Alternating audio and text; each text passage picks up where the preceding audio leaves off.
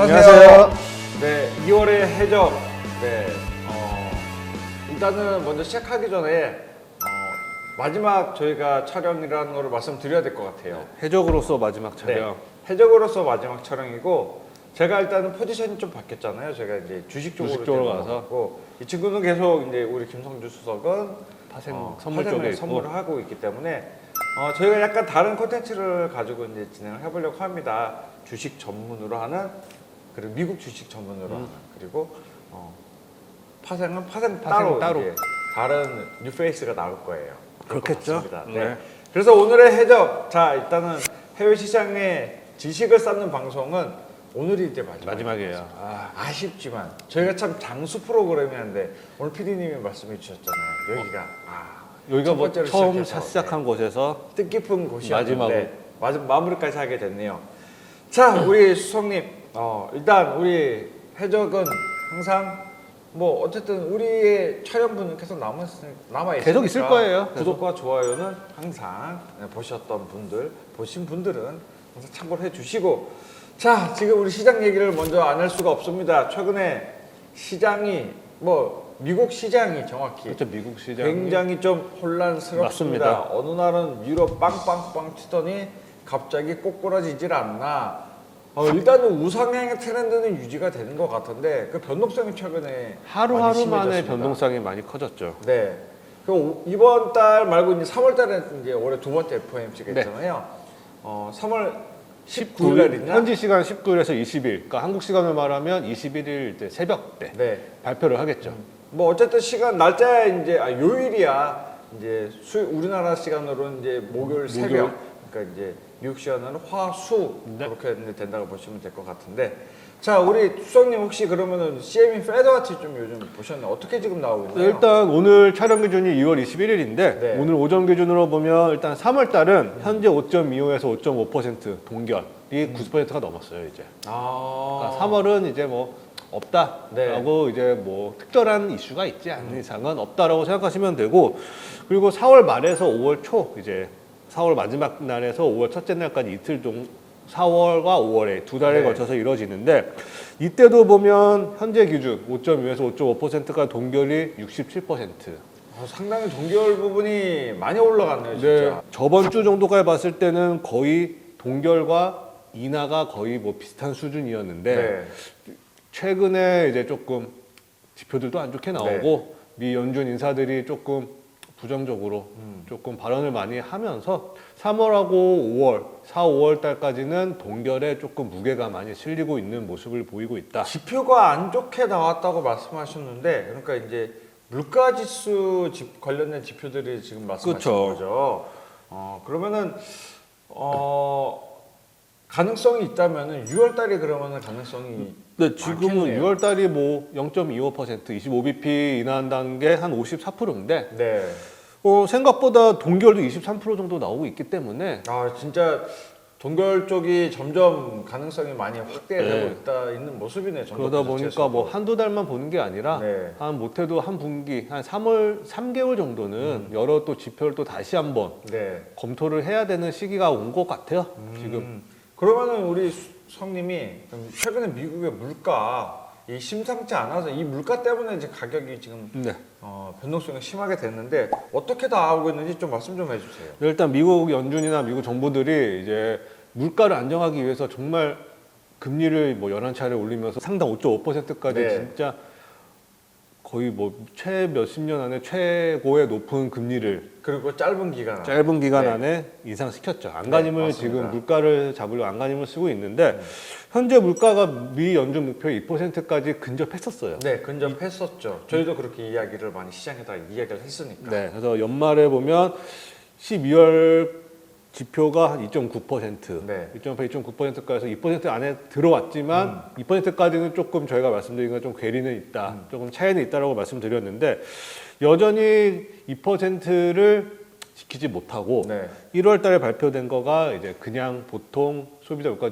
지표가 3%가 넘었죠. 3.1% 나왔고 그 다음에 저희가 많이 말씀드렸지만 식품과 에너지를 제외한 근원이 3.9% 그렇죠. 저희가 또 항상 이야기했던 게 이 근원 부분, 그러니까 에너지 부분은 이제 그 말 그대로 유가 자체의 변동성이 심하다 보니 이 부분을 제외하고 보는 근원은 이제 우리가 포커스를 맞춰야 된다 이야기 네. 많이 했었거든요. 뉴스를 많이 보셨던 분들은 아시겠지만 요새 또 슈퍼 근원이라는 게 나왔어요. 그러니까 이 지표를 저희가 솔직히 많이 접해보지는 못할 거죠. 안 했던 이제 지표라서 저도 굉장히 생소했어요. 네, 이게 보니까 근원은 식료품과 에너지를 제외. 네. 슈퍼가 붙으면 거기서 주택, 그러니까 부동산 네. 가격까지 이제 제외를 시켜버린다는 거예요. 이게 부동산 가격 자체가 뭐 물론 우리나라도 마찬가지겠지만은 이제 그 연준에서 시작된 양적 완화에서 이제 말 그대로 돈을 풀기 시작했을 때 코로나 시기라 말씀드릴 수 있겠네요. 이제 집중적으로 된 시기는 그때니까. 그때 집값이 많이 네, 오르고. 집값이 전 세계적으로 솔직히 많이 그쵸. 올랐고 우리나라뿐만 아니라 미국도 어마어마하게 당시 이제 많이 오르게 됐습니다. 그래서 이 부분에 말 그대로 이전 대비해서 그 가격 때문에 괴리가 많이 발생했을 것 같긴 네. 합니다. 그래서 정말 슈퍼 근원 물가지수, 즉 식료품, 에너지, 주택 시장을 제외한 정말 서비스. 네. 저희 어떻게 보면 저희 같은 이제 소비자라고 해야 되나? 저희 같은 일반 국민들이 느낄 수 있는 물가를 더 정확하게 보여주는 지표가 슈퍼 근원 물가 지표이지 않을까 싶어요. 그러다 보니까 미 연준도 미 파월 의장도 직접 말했고 네. 슈퍼 근원 물가 지수가 이제 중요한 참고 지표로 작용을 할 거다. 네. 이걸 많이 볼 거다. 해당 지표를 많이 주목할 거다라고 파월 의장도 말을 하는 상황에서 이 지표가 1월달 지표가 4.4%가 나왔어요. 미국이 슈퍼 근원 물가 지수의 목표도 똑같이 2%. 2%대인 거죠. 그러니까 네. 정말로 국민들이 느낄 수 있는 물가가 2%까지는 와야 된다는 거예요. 그렇네요. 근데 4%니까 뭐 높죠. 굉장히 높죠. 미국이 한창 높았을 때가 9%까지 올라갔었잖아요, 네, 물가가. 맞습니다. 그러면 제 개인적 생각은 슈퍼 근원은 아마 10% 이상이 됐을 거예요, 네, 분명히. 그럴 것 같네요. 왜냐면 그 당시는 하도 원유 가격폭도 컸었고, 네, 맞습니다. 왜냐면 우크라이나 이런 전쟁도 있기 때문에 식료품 가격도 널뛰기를 한 시기였고, 네, 맞습니다. 집값은 당연히 높은 수준을 유지해 놓고 있던 시기였기 때문에 아마 그 당시였으면 슈퍼 근원 물가는 10% 이상, 국민들이 체감하는 물가는 더욱 높았지 않았을까. 평균적으로 이제 노동을 한참 많이 할 수 있는 조건에 뭐 30대, 40대, 50대에서는 주택 가격을 생각을 안 할 수는 없을 것 같거든요. 그렇죠. 근데 주택까지 일단 말 그대로 뺀 순수 서비스, 거의 서비스. 서비스 부분이다 보니까 진짜 딱 그 알맹이만 가지고 남은 비교를 거죠. 하겠다는 이야기네요. 그렇죠. 이 그러니까 부분이 네. 이런 것에 좀 다소 진정됐던 이제 좀 미국의 물가 지표가 다시는 좀 스물스물 이제 좀 수면 위로 올라온 불안감이 수면 위로 네. 올라오는 게 아닌가 싶기 때문에 지금 미 연준이나 이제 전문가들이 말하는 페더치도 말하고 있지만 3월 조기 금리 인하는 좀 물 건너간 게 아닌가라고 다들 예상을 하고 있는 것 같아요 지금. TV 각 뉴스에서도 메인 뉴스에서도 이슈를 많이 다뤘어요. 그러니까 미국의 생산자 물가 지수가 일단은 많이 올랐잖아요. 많이 올랐다기보다는 이전 대비해서 이제 올랐죠. 예, 올랐습니다. 그래서 이 생산자 물가 지수가 오르니 당연히 소비자 물가 지수도 같이 따라 오를 것이다라는 의견이 또 시장의 지배적이고 네. 같은 흐름을 탄다는 게 일단은 뭐 경기 흐름이 그렇게 되는 건 당연시 되기 때문에 좀 지켜봐야 될 것 같긴 합니다. 모든 물가 관련 지표들이 다 1월달 지표들이 다 조금 높게 네. 저희가 생각하는 모든 미 연준을 포함한 모든 사람이 생각하는 거와 반대로 나왔기 때문에 조금 기대가 조금 약화되는 모습을 보이면서 이제 또 내일 아니죠 오늘이죠 21일 한국 시간 오늘 네. FOMC 1월 이제 의사록이 또 발표가 돼요. 오늘부로 의사가로 발표가 되면 일단은 1월분에 대한 이야기는 많이 나오겠네요. 그러니까 1월달에 이야기했네, 12월달에 작년 얘기했네. 더 이상 올릴 이유는 없을 것 같다라고 일단 그렇죠. 파월이 이야기를 했잖아요. 그러면은 하지만 이제 꼼꼼하게 챙겨서 예를 들어 이제 피벗 말 그대로 스탠스 전환을 하기에는 굉장한 꼼꼼한 결과치를 보고 이야기를 하겠다 했으니 네, 시장에서는 또 심지어 12월 말부터 이미 환호를 질렀는데 연초부터 인하를 한다. 네. 얼마나 다들 샴페인 빨리 터트린 거죠. 네. 지금 그 보면. 부분이 좀 리스크 부분으로 많이 발전이 된다고 생각을 안 할 수가 없네요. 네, 그래가지고 분명히 이번에 의사록을 보면 뭐 금리 인하를 언제부터 할 거다라고 딱 나오진 않겠지만 네, 네. 어느 정도의 속도로, 어느 정도의 대략적인 시기 등등등등 이제 통화 정책의 방향성이 어떻게 나왔는지를 조금 평소보다 조금 더 잘 봐야 될 것 같아요, 지금. 근데 또 이러면서 이제 또 유럽도 의사록이 또 회의록이 발표가 돼요. 네, 맞습니다. 그러니까 지금 전 세계적으로 지금 모든 나라들이 좀 혼란을 겪고 있는 것 같아요. 뭐 아시아도 그렇고 일단은 뭐 미국을 뭐 G1을 따라갈 수밖에 없는 상황이니 미 연준이 금리를 인하를 한다면 한다. 어떤 일이 어떻게 뭐가 바뀔 것인지. 일단 가장 먼저 미국이 금리 인하를 한다. 그러면 모든 나라들이 많이 사용하고 있는 미달러화가 네. 금리가 떨어지니 약세의 모습을 보이겠죠. 네, 그렇죠. 그 대신 그거는 뭐 그 당연한 이야기니까. 반대 통화인 아시아, 특히 아시아 통화들이 아마 강세로 많이 갈 거예요. 한국 환율도 아마 변동이 조금 있을 수도 있고 네. 있겠죠. 있을 수도 있는 게 최근에 아니라 한번 있겠죠. 1,400원대를 돌파한 이후로 지금 쉽게 내려가고 있지는 않거든요. 좀 많이 약세로 보이고 있는데 네. 아마 미국 금리가 한 번이라도 인하를 시작을 한다. 그러면 밑단은 당연히 약세가 되면서 한국 원화 가치도 좀 강세로 많이, 그러면 환율은 빠지겠죠. 네. 그런 모습을 보이지 않을까. 이렇게 되면 이제 뭐 한국도 지금 미국과 금리 차이가 좀 나잖아요. 네. 그러면서 많이 나죠. 네. 2% 가까이 네. 차이가 나니까 그러면서 미국의 금리를 낮아지면 이 격차가 점점 줄어들고 어느 순간 되면 또 역전이 될 수도 있고 그러다 보면 제가 예전에 과거에도 말씀을 드렸을 거예요. 네네. 이렇게 되면 분명히 외국 미달러에 대한 투자가 한국으로 많이 들어올 거예요. 그러면 주식 시장도 뭐 호황이 될 수도 있고 네, 많이 개선이 될 수도 있을 것 같습니다. 아니면 다른 제조업들 회사들 같은데 미달러에 대한 투자금이 많이 들어올 수도 있고 네. 그러다 보면 이제 좀 한국과 같은 신흥 국가들한테 조금 수혜가 많이 작용되지 않을까라는 것도 이제 저희 한국만 입장을 보면 네. 약간 조금 긍정적으로 인하되면 긍정적으로 좀 받아들일 수 있는 게 되지 않을까. 근데 그렇게 되면은 이제 가장 두려운 건 어쨌든 부동산 시장이 뭐가 이제 경기가 조금 괜찮아진다 하면은 가장 이슈가 되는 게 최근 어쨌든 부동산 이슈이기 때문에 뭐 어느 나라든지 그런 부분 좀 걱정이 되기는 합니다. 예. 근데 일단 너무 한국 사람들도 그렇고 미국 사람들 모든 나라들이 부동산 때문에 연끌 다 했잖아요. 네. 그거에 대한 그거는 맞아요. 금리라도 조금 떨어지면 네.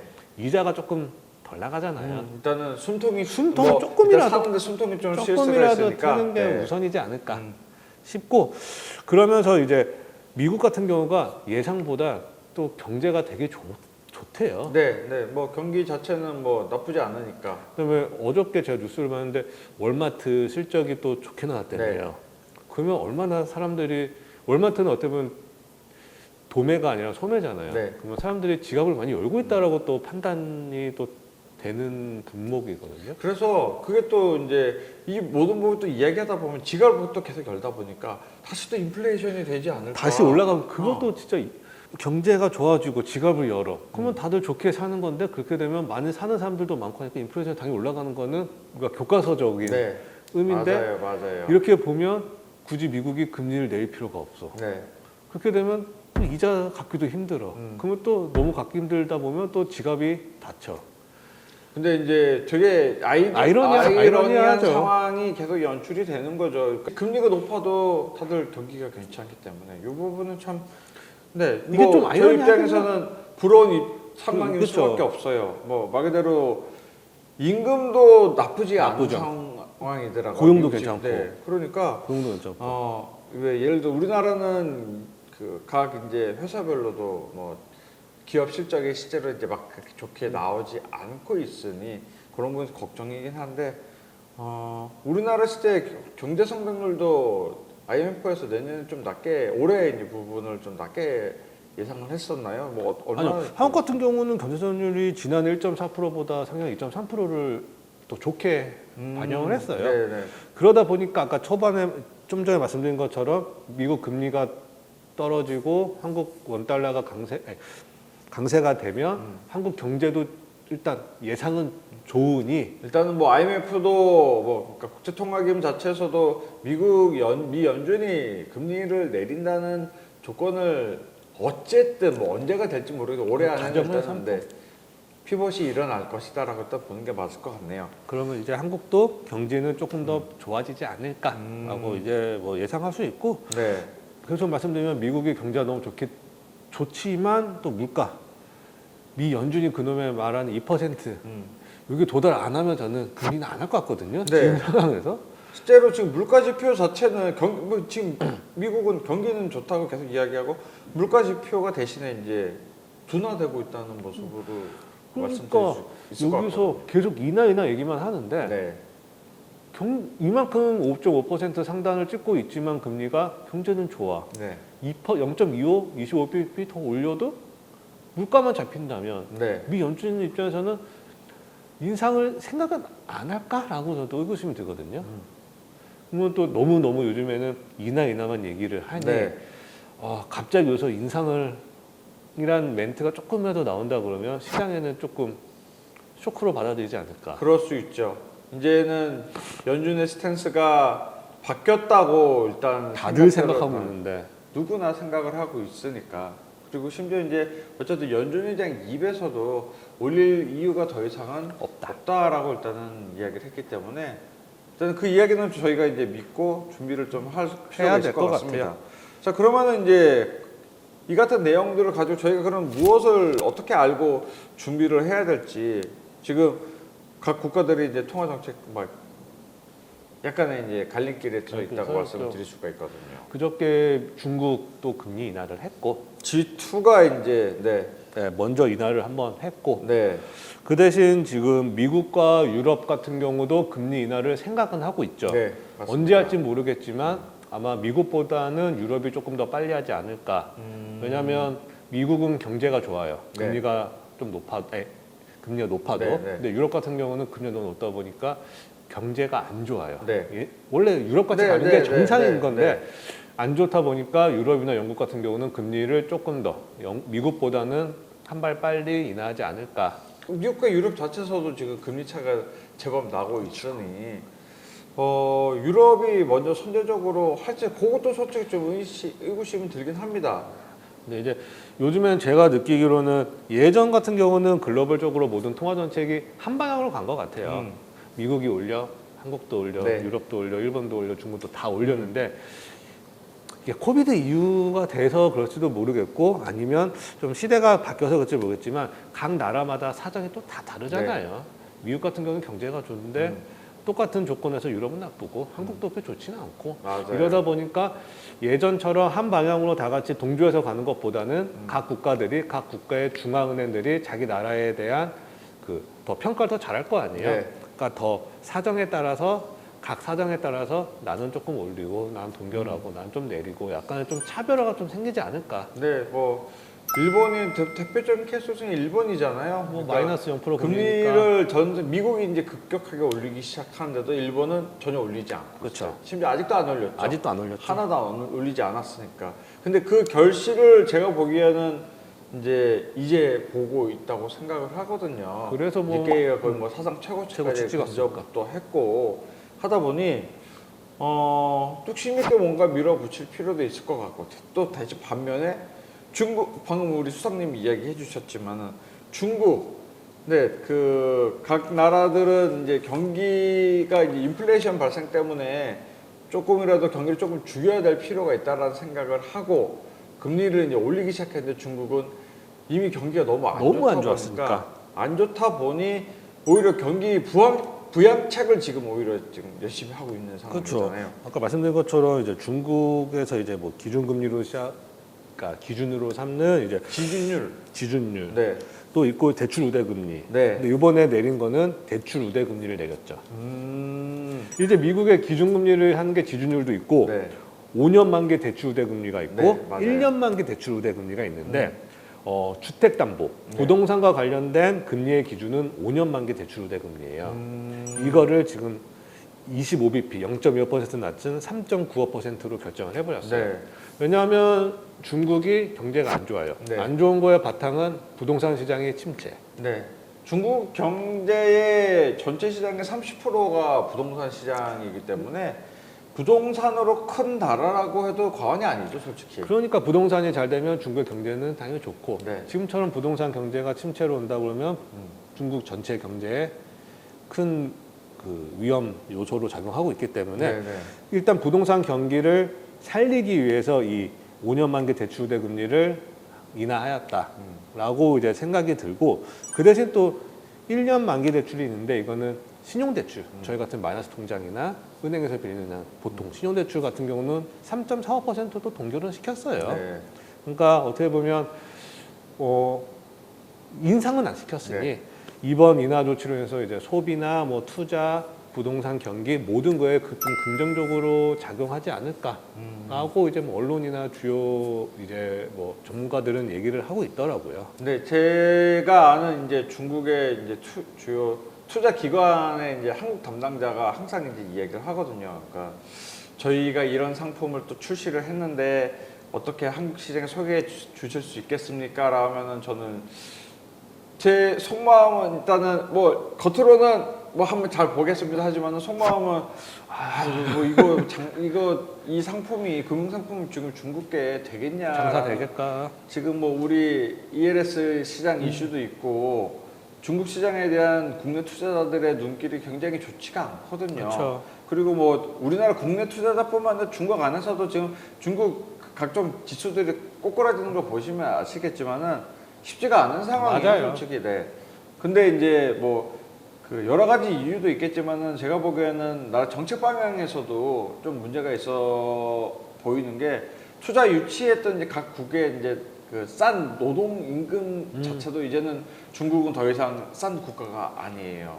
맞아요. 그러다 보니까 이 부분에 대해서도 그 예전에는 모든 노동이나 공장이 중국에 집중이 됐다 그러면 이제는 오히려 중국에서 벗어나거나 탈중국으로 가고 하고 있죠. 있기 때문에 중국이 예전처럼 과연 이렇게 뭐 경기 부양을 한다 해서 급속도로 가파른 경제 성장을 이뤄낼 수 있느냐, 요거는 또 쉽지가 않을 것 같거든요. 맞아요. 중국은 이미 아시다시피 G2 국가예요. 세계에서 두 번째 경제 강대국이란 말이죠. 우리나라도 경기 성장이 어느 정도 올라갔을 때, 예를 들어서 각 이제 선진국들의 반열에 들어갔다 했을 때에는 경기 성장이 더디게 진행이 될 수밖에 없거든요. 맞아요. 네, 어느 정도 목표점에 다다랐을 때는 계속해서 나라가 뭐 어느 정도 이제 급발진을 할 수가 없는 상황이에요. 왜냐하면 평균치가 있으니까 그 평균치에 맞춰서 가야 돼요. 네, 맞춰서 가기 때문에. 이 중국의 입이 그렇게 됐다고 많은 경제학자들이 이야기를 하고 저희도 그렇게 느끼고 있으니까. 그래서 이 지금 침체에 빠진 부동산을 구조 자체를 좀 바꿔야 되나? 그래야 될 때가 중국이 될 것 같아. 시대가 왔다 생각을 하곤 합니다. 물론 이제 또 미국에서의 반도체 이슈, 중국의 반도체를 키우려 했더니 미국에서 이제 해가고 거기에 뭐 투자하면 말 그대로 흔히 말대로는 너네 안 되니까 미국에서 잡아 패는 상황이 있고 하지만은, 근데 그 뭔가 체질 개선이 필요하다. 중국 자체. 그래야 경기 회복도 되지 않을까라는 생각이 제 짧은 소견으로는 일단은 그렇게 생각이 듭니다. 자, 오늘 우리 수석님 뭐 전체적인 이야기, 최근 미국이 저희가 이제 막 환호성을 각 경제학자들이나 뭐 말 그대로 저희처럼 이쪽 부분에서 직접적으로 다른 사람들도 환호를 많이 질고 드디어 있는 상황에, 인하다. 근데 저희는 상당히 좀 그래도 부정적이진 않았지만은 상당히 보수적으로 일단 접근했었는데, 최근에 이제 미국의 지표가 다시 또 금리 인하의 스탠스를 갖기에는 쉽지가 않은 상황이 또 연출이 되니 참 시장이 아이러니합니다. 맞아요. 이렇게 될 것 같았는데 막상 정말 해보려고 하니까 또 잘 안 되는 현상을 보니까 우리 지금 투자하시는 분들은 뭔가 아이디어를 가지고 하셔야 될 거예요. 막상 무조건 가격이 오를 거야라고 해서 뭐 주식을 매입을 한다거나 그런 것보다는 한번 옆에서 보시면서 접근할 시점을 한번 판단을 해보시는 것도 좋을 것 같아요. 굳이 주식이 아닌, 그러니까 한번 가격이 무너질 수도 있어요, 주식은. 그래서 괜히 지금 뭐 시점에 들어갔을 때 가격이 오히려 내가 손해를 보면서 들어갈 이유가 없거든요. 그러니까 파생 상품이라 하더라도 다 리스크가 있는 상품들이 아니기 때문에 안전하게 조율만 한다면 충분히 투자할 수 있는데 긍정적인 효과를 가져올 수가 있습니다. 물론 지금 파생 상품 자체가 리스크가 크지만은 규모가 사이즈가 이제 작은 상품들도 많기 때문에, 자, 어쨌든 저희가 지금 해적이라는 방송이 해외 투자에 대한 정보를 저희가 드리는 거기 때문에 단순하게 미국 주식은 이제 어쨌든 우상향만 가지고 생각을 하는 거고, 내가 지금 주식이 조금 불안하다 하면은 ETF 시장을 건들 수도 있어요. 인버스도 조금 더, 있고 인버스 뭐. 상품도 있고. 근데 인버스는 아셔야 돼요. 잘못 들어가면 인버스는 크게 물리는 경우가 많기 때문에 인버스로 투자하시는 분들은 파생 투자하는 거랑 똑같은 공격 투자형이 무조건 나와야 맞아요, 되고, 그렇죠. 네. 내가 공격 투자형 성향이 아니다 하면은 시장이 반대되는 움직임이 나왔을 때 그냥 지켜보는 것도 한 방법입니다. 네. 옆에서 시장을 보면서 이 모의 투자 같은 걸로도 연습을 해보는 것도 나쁘지가 않아요. 그래서 그런 방법들로 투자하는 노하우를 많이 길러주시고, 자, 우리 다음 시간 실제로 이제 마지막 시간이 될 거잖아요. 그렇죠. 최근에 최근에 원자재 시간이 시장이 조금 심상치가 않아 보입니다. 저 구리 이야기를 한번 좀 마지막으로 봐야 될 것 같습니다. 구리가 자 뭐냐, 경기 선행 지표, 원자재 중에서는 경기 선행 지표? 선행 지표라고 불리는 상품이기 때문에 이거에 대한 이야기, 저희 구리 이야기 다뤄본 지 진짜 오래됐거든요. 많이 오래됐어요. 이게 모든 경제 흐름의 기본이 되기 때문에 마지막으로 그 이야기를 정리를 앞두고 저희는 이번 시간은 마무리 짓도록 하겠습니다. 우리 김성주 수석님 수고해 주셨고요. 자, 저희는 다음 시간에 만나 뵙도록 하고 오늘은 여기서 마무리 짓도록 하겠습니다. 네, 감사합니다.